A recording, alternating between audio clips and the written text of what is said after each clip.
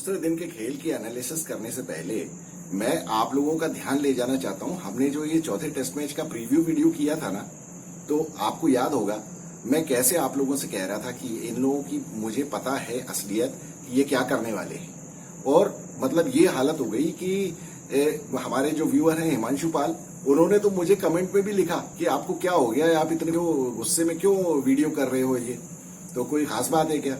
तो मैं यही कह रहा था कि भैया इन लोगों की असलियत मुझे पता है ये क्या करने वाले हैं, क्योंकि ये जब मैच के पहले जब वो पिच के बारे में डिस्कशन चल रहा था या खबरें आ रही थी कि वो ऐसा पिच बनाएंगे और वैसा पिच बनाएंगे और इन्होंने जसप्रीत बुमराह को रेस्ट कर दिया है। एक्चुअली ये जो घटिया पिच बनाई है ना इन्होंने, इसके पीछे रीजन यही है कि इनको पता था कि जसप्रीत बुमराह नहीं है। तो जसप्रीत बुमराह नहीं है और अगर नॉर्मल विकेट बना दिया तो खैर फास्ट बॉलिंग को फेवर करने वाला विकेट तो बनाने का भूल ही जाओ आप, क्योंकि जसप्रीत बुमराह नहीं है। दूसरी बात कि नॉर्मल विकेट भी अगर बनाते तो इनको लग रहा था कि फिर आउट कौन करेगा, स्पिनर्स की तो इनके बस की है नहीं आउट करना इंडिया के, और ऊपर से जसप्रीत बुमराह भी नहीं है। तो फास्ट बॉलिंग में तो वो फिर वो नया लड़का है आकाशदीप, वो तो बाद में पता चला कि उसने अच्छी बॉलिंग कर दी। नहीं तो यहां तो सिराज था, और सिराज का तो हमें पता है कि सिराज का कोई भरोसा नहीं है, कैसी बॉलिंग करेगा उसको खुद ही मालूम नहीं है। कभी अच्छी कर देता है, कभी इतनी बकवास करता है कि धुआंधार पिटाई हो जाती है उसकी। तो ये तो हमें मालूम था कि जिस तरह से इन्होंने विकेट अब बनाने का सोचा है वो वैसा ही होगा कि स्पिन को फेवर करने वाला विकेट। लेकिन वो सर मुड़ाते ही ओले पड़ने वाली बात हो गई। आपने देखा किस तरह से इनकी हालत खराब हुई। उसके बाद जब कल का दिन खत्म हुआ और इंग्लैंड ने 302 रन पे 7 विकेट बना दिए उन्होंने, और जो रूट वहां खड़ा हुआ था, तो उसके बाद के वीडियो में भी जब हम डिस्कशन कर रहे थे, जो हमने एनालिसिस की, उसमें हिमांशु पाल भी बोले और आदि भी बोले कि भैया हमको तो ये सरफराज और पाटीदार से ही उम्मीद है, बाकी सबके बारे में तो हमको पता है। हाँ, जायसवाल के बारे में तो खैर हम सब लोगों को भरोसा है कि जायसवाल तो बेचारा करेगा कुछ, तो उसके ऊपर तो हम बाद में आते हैं। तब भी डिस्कशन हमारा यही था कि ये मतलब जितने भी एस्टेब्लिश्ड नामी बल्लेबाज हैं ना, इनसे किसी को कोई उम्मीद नहीं थी सिवाय जायसवाल की। और बाकी तो हम लोग ये अटकलें लगा रहे थे कि शायद सरफराज रन बना दे, शायद पाटीदार रन बना दे। तो मतलब आप लोगों ने खैर आज का दिन अगर देखा नहीं हो तो आपको अभी डिस्कस कर ही लेते हैं अपन। शुरुआत में अगर हम बात करें, सुबह जो रूट और ओली रॉबिन्सन वापस खेलने आए 302 रन पे 7 विकेट से, और ओली रॉबिन्सन ने क्या धुआंधार पिटाई की है। धुआंधार अगर ना भी की हो तो वो तो बहुत ही मजे में खेल रहा था, उसने अच्छी खासी पिटाई लगा दी। और ये अपने चालू हुए तो वही सिराज और आकाशदीप तो खैर आकाशदीप ने आज फिर नो बॉल फेंकी, और आकाशदीप से आज उतनी अच्छी बॉल नहीं हुई। नई बॉल जैसी उसने कल की थी आज उससे बिल्कुल भी नहीं हुई। हालांकि विकेट में उतना ज्यादा कैरी आज नहीं था, ऑब्वियसली सेकंड डे का विकेट था, और विकेट ने तो अपना चमत्कार बाद में दिखाना शुरू किया, वो भी लंच के करीब 1 घंटे के बाद। जिस तरह से ये लोग शुरू हुए तो मुझे लग रहा था कि अच्छा खासा रन बना देंगे, ये 450 रन ठोक दे। और हालांकि हम लोग मैच के पहले तो ये डिस्कस कर रहे थे कि अगर इन्होंने नॉर्मल विकेट बनाया और इंग्लैंड ने टॉस जीत के पहले बैटिंग कर ली तो ये 600 रन ठोकेंगे, और ये बिल्कुल ठोकते भी अगर नॉर्मल विकेट होता तो। वो तो आप देखिए ना कि कुछ भी पहले दिन भी विकेट ने अपना कुछ तो जलवा तो दिखाया था। वो जो बेन स्टोक्स किस तरह से सुर्रा बॉल पे आउट हुआ था, उस टाइम तो बड़े इंडियंस खुश हो रहे थे कि अरे वाह वाह वाह जो बेन स्टोक्स का विकेट मिल गया। लेकिन इनको ये नहीं पता कि भैया जब आप गड्ढा दूसरों के लिए खोदते हो, उस गड्ढे में आप खुद भी गिरते हो, क्योंकि वो गड्ढा तो आपके लिए भी है ना, जैसा कि आज के दिन हुआ। जब इंग्लैंड, ये तो खैर जडेजा की बॉलिंग तो क्या मतलब, वो इंग्लैंड के बल्लेबाजों की बेवकूफी थी वो जिस तरीके से आउट हुए। वो बशीर ने क्या शॉट मारा, हार्टली भी आउट हो गया, और बस उसके बाद फिर क्या था, जो रूट तो बेचारा एक ही किनारे पे खड़ा रह गया। 353 रन पे इंग्लैंड ऑल आउट हो गई। और ये तो मैं कहूंगा कि 101 रन कम बने अगर ये थोड़ा सा टेलेंडर्स और साथ दे जाते। मतलब आप बताइए, ओली रॉबिन्सन और जो रूट के बीच में 102 103 रन की पार्टनरशिप करवा दी इन लोगों ने, ये ओली रॉबिन्सन को आउट नहीं कर पाए। और वो हमारा चिरकुट अश्विन, आज आपने देखा वो बशीर ने 4 विकेट ले लिए कल के लड़के ने, पाकिस्तानी ने, और हमारा चिरकुट अश्विन। ये चिरकुट इसको मैं तब से बोलता हूं, ये जब से इसने आईपीएल में वो जोस बटलर को ये जो नॉन स्ट्राइकर एंड पे रन आउट किया था ना, वो हरकत मुझे इसकी बिल्कुल ऐसी बुरी लगी थी, तभी से मैंने इसका नाम अश्विन चिरकुट रखा हुआ है। ये तो बहुत ही गलत बात है। आप जब आप उसको अपनी बॉलिंग से आउट नहीं कर सकते हो, तब ये इस तरीके की घटिया हरकत आप करते हो। तभी से अश्विन के लिए मेरे मन से मिठास उतर चुकी है। और बाकी तो रिकॉर्ड उसका आपके सामने है। आज के मैच में आप देख लो, 4 विकेट जडेजा ने लिए और अश्विन को कितने मिले? 1 विकेट। और उधर वो बशीर ने 4 विकेट निकाल लिए। अब खैर वो तो बात की बात है। अब ये दूसरी पारी में तो बिल्कुल ही घटिया विकेट हो गया है। दूसरी पारी में कुछ भी हो सकता है। अब दूसरी पारी में इंडियन स्पिनर्स को इनको करना चाहिए। हालांकि उसके बारे में हम बाद में बात करेंगे। पहले तो हम बात करते हैं कि यह हमारा जलवा तो दिखाया है इन्होंने रोहित शर्मा ने। रोहित शर्मा के बारे में भी मैंने पहले ही कहा था आपसे, आप लोगों को याद होगा। मैंने कहा था मुझे भरोसा है ये कुछ न कुछ बेवकूफी का शॉट मारेगा, और वैसे ही बेवकूफी का शॉट मार के ये आउट हुआ है। ये जब आउट हुआ है उसके पहले कम से कम 5 बॉलों के ऊपर ये पूरे आउट होने की कोशिश कर चुका था। वो ओली रॉबिन्सन 122 125 की स्पीड पे बॉल फेंक रहा है, तुम उसकी बॉल पे लगे हुए हो एज देने के लिए। वो तो ओली रॉबिन्सन की बॉल पे ही आउट हो जाता। वो तो कुछ इज्जत बच गई कि चलो नामी गिरामी जेम्स एंडरसन ने तुमको आउट किया है, कहने को ये हो गया। अदरवाइज तो बहुत शर्मनाक बात हो जाती। ओली रॉबिन्सन यार, ओली रॉबिन्सन जैसा बिल्कुल अधकचरा बॉलर, उसके मारे रोहित शर्मा की हालत खराब हो रही थी। उसकी बल्ले में बॉल ही नहीं आ रही थी। फिर वही, लेकिन आपको कोई तरीका नहीं है यार। कौन सा आप टेस्ट क्रिकेट खेल रहे हो, कौन से मतलब क्या अप्रोच लेके आ रहे हो आप? आउट होके चले गए 4 रन के ऊपर। मुझे मालूम था ये यही करने वाला है। ये तो मैंने पहले ही प्रेडिक्ट किया था। आप देख लीजिए मेरा वीडियो जाके, मुझे पता है कि ये क्या करने, और ये अगली दूसरी पारी में भी क्या करेगा मैं ये अभी भी बता सकता हूं आपको। अब तो लेकिन क्या है, हर आदमी के सामने ये बहाना हो गया है। ये तो विकेट ही बहुत घटिया हो गया है। विकेट में कोई बॉल नीचे जा रही, कोई ऊपर जा रही है।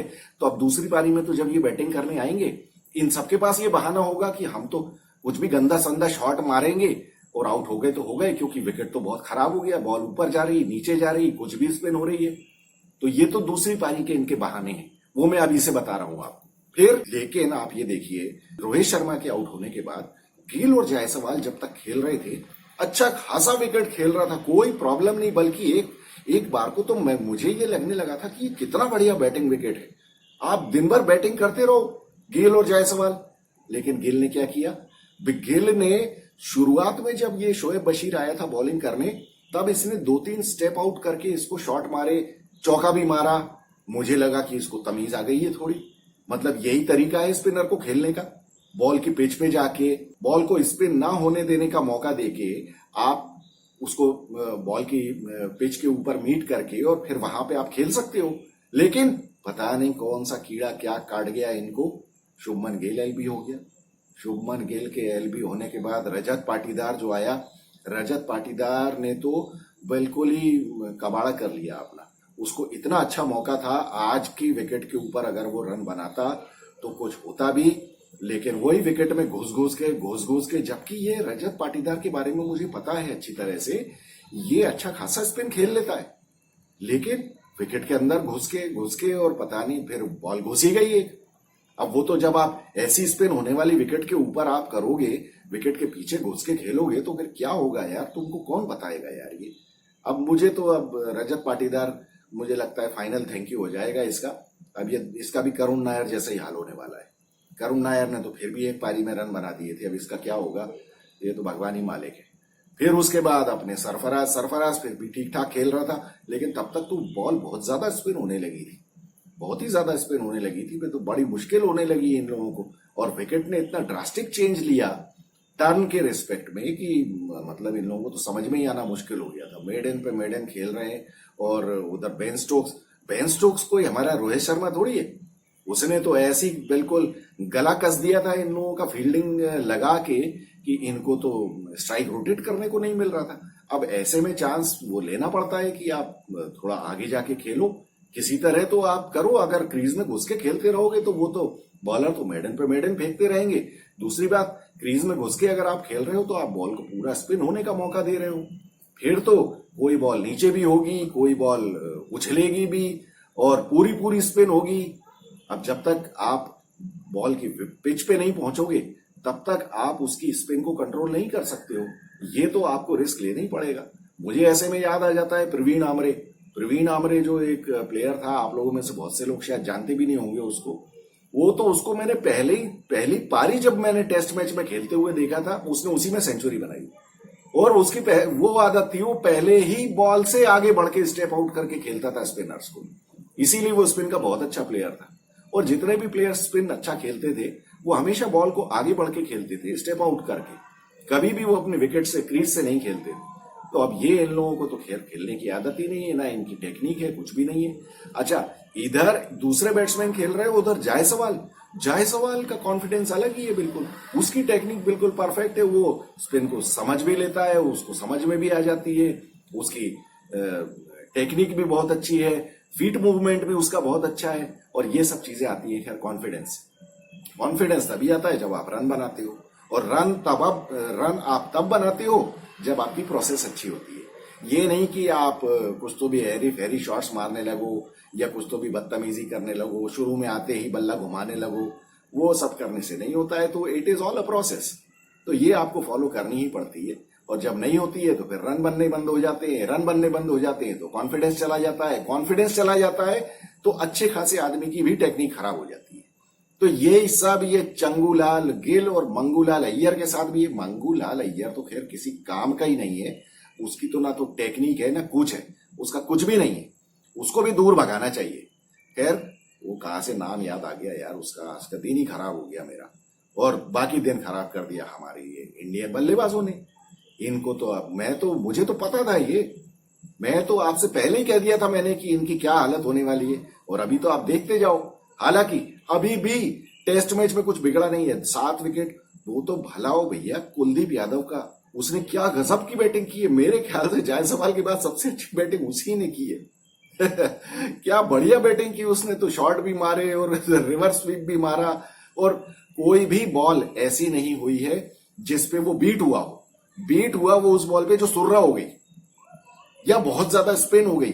लेकिन कुछ भी ऐसा नहीं नजर आया कुलदीप यादव की बैटिंग से कि उसको समझ में नहीं आ रही है ball, he was totally under control.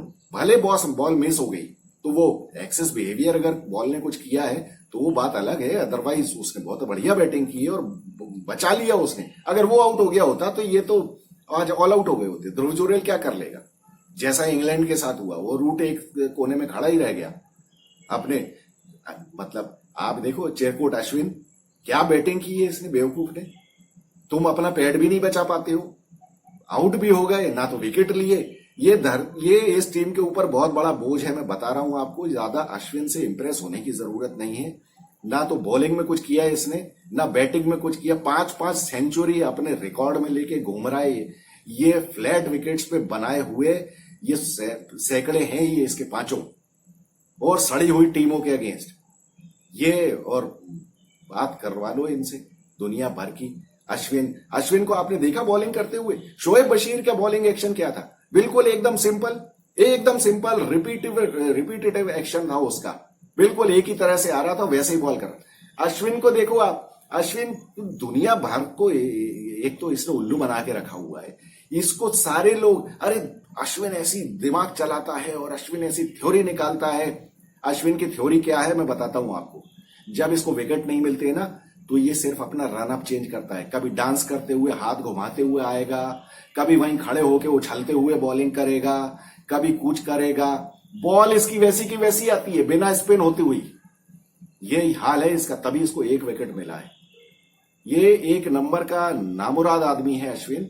इसको जितनी जल्दी टीम से निकाल दिया जाए, किसी ढंग के आदमी को आप लेके आ जाओ टीम में, वरना ये बर्बाद करके छोड़ेगा, और ये इसके बस का कुछ है नहीं। हाँ, गड्ढा विकेट मिल जाएगा तो ये भी विकेट लेगा, और गड्ढा विकेट मिल जाता है तो जो रूट भी 5 विकेट ले लेता है। तो अभी देखना, शोएब बशीर कोई बहुत एक्स्ट्राऑर्डिनरी बॉलर है क्या? उसने ऐसा क्या किया है? वो सिर्फ टप्पे पे बॉल डाल रहा है, बाकी तो जो हो रहा है विकेट पे हो रहा है। बाकी कुछ उसको अपनी हाइट का एडवांटेज मिल रहा है। तो अश्विन की भी कोई हाइट कम नहीं है, लेकिन बस ऐसा ही है इन लोगों का।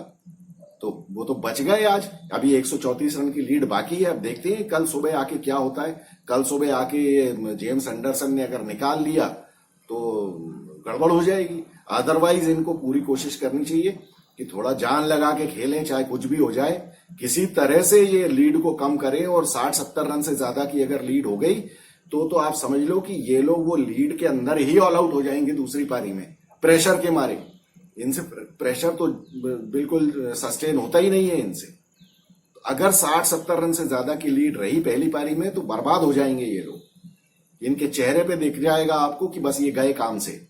लेकिन अगर ये 60-70 की लीड बचा लेते हैं, मतलब सिर्फ 60-70 रन की लीड कंसीड करते हैं, तो एक चांस ये है कि जिस तरह से अब विकेट डिटीरियोरेट हो गया है, कल और ज्यादा स्पिन होने लगेगी बॉल, कल और ज्यादा सुर्रा होगी, कुछ और होगा। उस केस में अगर इंडियन स्पिनर्स ने अगर तमीज से बॉलिंग की और रोहित शर्मा ने ढंग की फील्डिंग लगाई, वो भी एक बहुत बड़ा एस्पेक्ट है। रोहित शर्मा अपना जलवा ना दिखा दे अपनी अकलमंदी का कि फील्डिंग उल्टी सीधी लगाए या बॉलिंग चेंजेस ढंग के ना करे, मतलब मुझे तो कुछ भी इससे उम्मीद है। कुछ भी बकवास कर सकता है ये, लेकिन अगर थोड़ा बहुत ढंग से अगर दिमाग चला के किया इसने तो कोई बड़ी बात नहीं है कि ये तीसरी पारी में इंग्लैंड को 100 रन पे ऑल आउट कर दे। अगर ये 150-170 रन तक इनको चौथी पारी में बनाने हुए तब तो ठीक है। उसमें भी इन लोगों को ये करना पड़ेगा कि ओपनर्स को आके जरा ताबड़तोड़ मारने पीटने पड़ेंगे जब तक बॉल नहीं है, क्योंकि जब स्पिनर्स आए तो कबाड़ा हो जाएगा इनका। इसलिए इनके पास मौका तभी है जब ये तीसरी पारी में इंग्लैंड को जल्दी ऑल आउट करें, और उसके बाद पहली बात तो 60-70 रन से ज्यादा की लीड ना दें, फिर उसके बाद इंग्लैंड को जल्दी आउट करें, और किसी भी हालत में 200 रन से कम बनाने वाली टारगेट होना चाहिए चौथी पारी में। और उसमें फिर जाके ये शुरू के ओपनर जाके जरा थोड़ा पीटना पाटना शुरू करें, जिससे कि नई बॉल पे ज्यादा से ज्यादा स्कोर कर लें। अदरवाइज ये तो मैच 95% तो इंडिया के हाथ से गया है। ये तो खैर मुझे मैच शुरू होने के पहले से ही पता था कि अगर ये टॉस हार गए तो ये बर्बाद हो जाएंगे, और जो कि हुआ भी। तो ये इन लोगों के लिए वैसे ही अपने आप में बहुत बड़ी शर्म की बात है कि तुम अपने घर में साले टॉस के ऊपर डिपेंडेंट हो। तुम सारे मोटी चर्बी वाले हो, तुम्हारे बस का कुछ है नहीं। इन लोगों को फालतू हीरो बनाया हुआ है, ये सारे के सारे नालायक। इनको बस आईपीएल खिलाओ और मुंह फाड़ फाड़ के पैसे दो, और इनको बकवास करने दो, सारी दुनिया की पॉलिटिक्स करने दो, और बीसीसीआई का आर्म ट्विस्ट करने दो। बाकी इनसे कुछ नहीं होता है। BCCI now this is high time कि तुम इन लोगों की जरा गर्दन मरोड़ो कि साले औकात में रहो और ढंग से खेलो, वरना हमारा टाइम खराब मत करो और हमारा दिमाग खराब मत करो। चलिए देखते हैं अब क्या करते हैं ये लोग, कौन सा झंडा गाड़ते हैं ये तीसरे दिन। मिलेंगे अपन कल के दिन के खेल के बाद। I am Vikas Saxena, the biased analyst. Thank you so much.